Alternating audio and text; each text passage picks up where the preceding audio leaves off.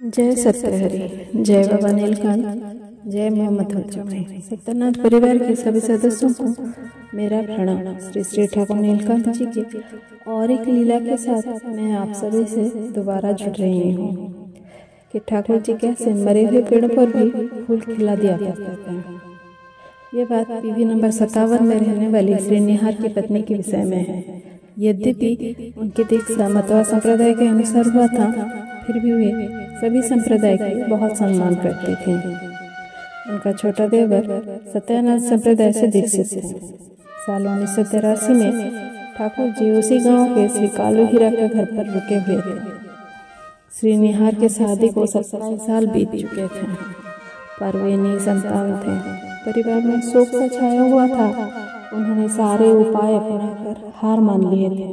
मन बहुत अशांत रहता था। ठाकुर जी के आने की बात सुनकर श्री निहार की पत्नी वहां पर चली गई। वो ठाकुर जी के चरणों पर गिर पड़ी और रोने लगी। ठाकुर जी ने उनसे कुछ नहीं पूछा, पर उसके मन की बात जान ली। फिर ठाकुर जी ने उनसे कहा, माँ, क्या मरे हुए पेड़ों पर भी कभी फूल खिला करते हैं? ये सुनते ही वो और भी रोने लगी और आंसू तो बिल्कुल रुकने का नाम ही नहीं ले रहे थे। फिर बाबा ने उससे कहा, माँ, क्या तुम मुझे 60 हाथ लंबा रेशम का धागा ला दे सकोगे? तो उसने पूछा, बाबा, ये मुझे कहाँ से मिलेगा?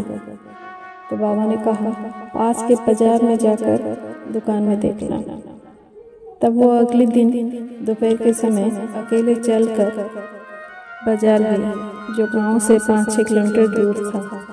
बाजार में दुकान में जाकर रेशम का धागा खरीद लाई और लाकर बाबा को दे दिया। बाबा ने उस धागे को लेकर श्री विधान के हाथ में दिया और उनके कमर में बांधने के लिए कहा। पर बाबा ने कहा, धागे को थोड़ा ढीला से बांधना। बाद में देखा गया उसे एक प्यारा सा बेटा हुआ और इस तरह बाबा की कृपा से मरे हुए पेड़ों पर भी फूल खिला करता था। ये लीला मुझे मिली हमारे पूज्य श्री कृष्ण समकार जी का लिखा हुआ श्री नीलकंठ लीला विधि किताब से। बाबा की इस अद्भुत लीला के साथ मैं आप सभी से विदा लेती हूँ। धन्यवाद।